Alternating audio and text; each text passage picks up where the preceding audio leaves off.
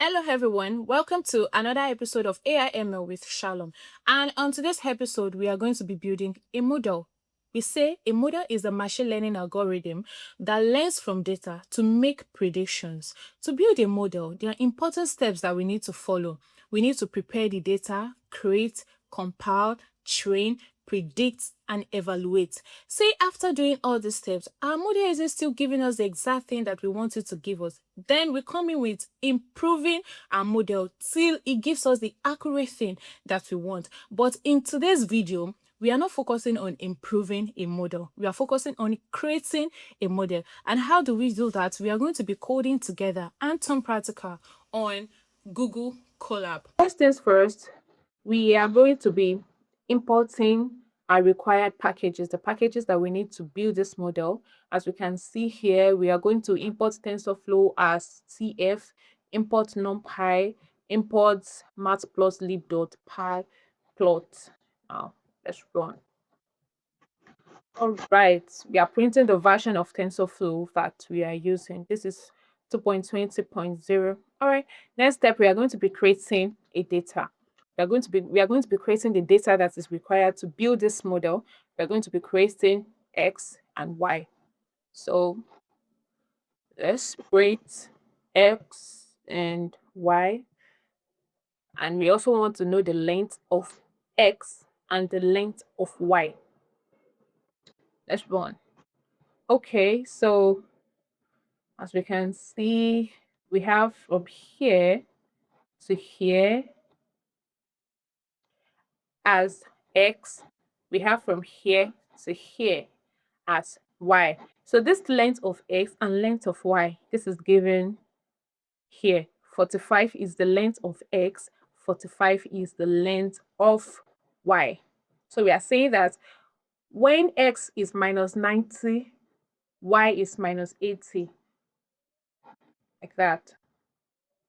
So the next thing is to split data into train and test sets. Let's do that. All right, so we are splitting this X train, X underscore train, Y underscore train. We are saying that it should peak before 30. First 16 examples. This means before 30. This also means before 30. This means after 30. This also means after 30. So let's see the length of X train, length of Y train, length of X test, length of Y test. All right. Okay, we have it here. Now, the next step is to visualize data. Why do we need to visualize our data? Why do we really need to see what our data look like? We need to visualize data to show the relationship with the data. Now, how do we do that? We are saying that plot.figure. Now, figure size 10:7, plot training data in blue. We are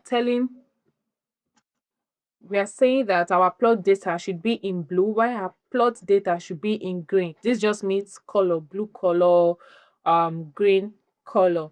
X underscore train, Y underscore train. This is color. This blue denotes, this B denotes blue, this G denotes green. Okay, so let's see.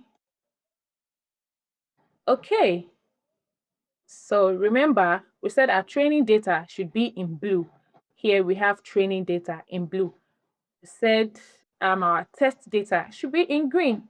All right, so after running it, we have this plot. All right, it's on a straight line. So this is telling us that our data is the same. The relationship is the same. All right, now let us create our model.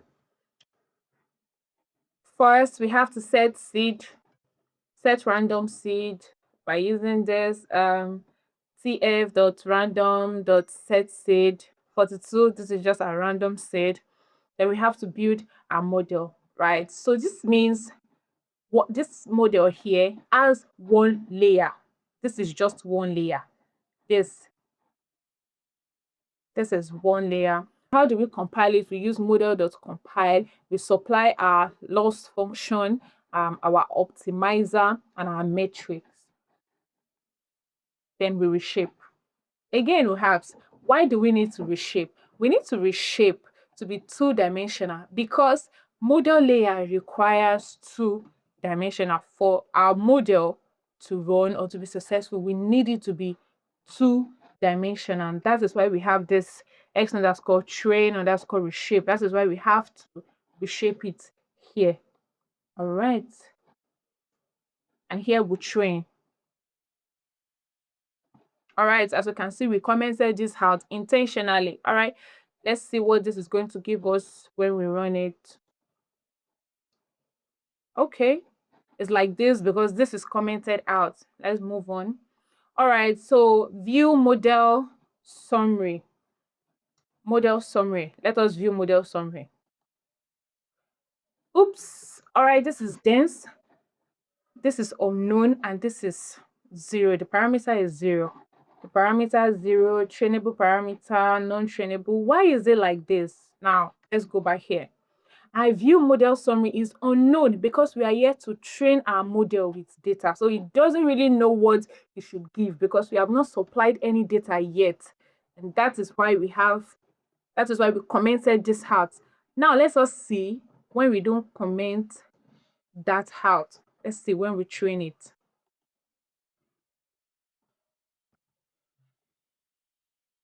Okay. Okay. When we train it.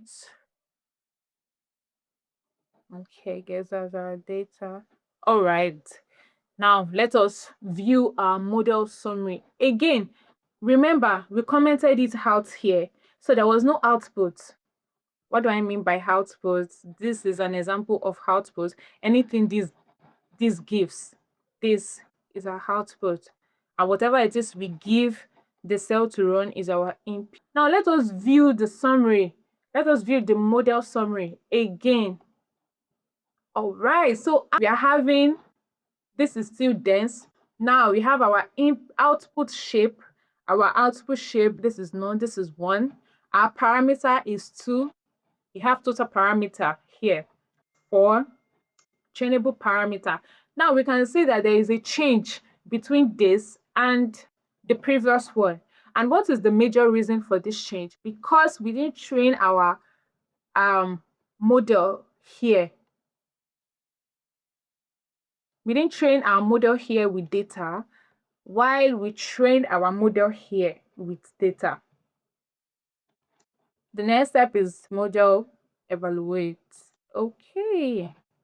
After evaluating, okay, we have our loss. Okay. All right. So let's make predictions. Okay. Prediction. We are saying that when x is 17, what should our y be? Don't forget we have x and y. So here, let's predict. When x is 17, what should our y be? It's telling us that our y would be 11.994217. Okay, it's going to be 11. All right, so the next thing we're going to do is to plot our prediction. We want to see how the prediction looks on graph. All right, so first things first, we are going to be defining our function def float underscore prediction, the function here. All right, so same thing, we are just saying that plot dot figure, the fixed size should be 10 by 7. Plot scatter, we want dot to denote how the graph is, how the data is drawn on the graph. We want the color of our trained data to be blue and the label to be training data. The same thing for this. We want our test data to be green and to be labeled testing data. Same thing as this also. Plus the scatter, we want our test data and the predictions to be color red and the data and the label should be prediction. All right, we reshape it to be two-dimensional. And we also make prediction for the entire X test data set. Here we call the function and we supply the parameters for the argument. All right, so when we run this, okay, let's see what's our data. All right, so as we instructed, our training data is in blue, testing is in green, and prediction is in red, and is labeled as we instructed: training data, testing data, and prediction.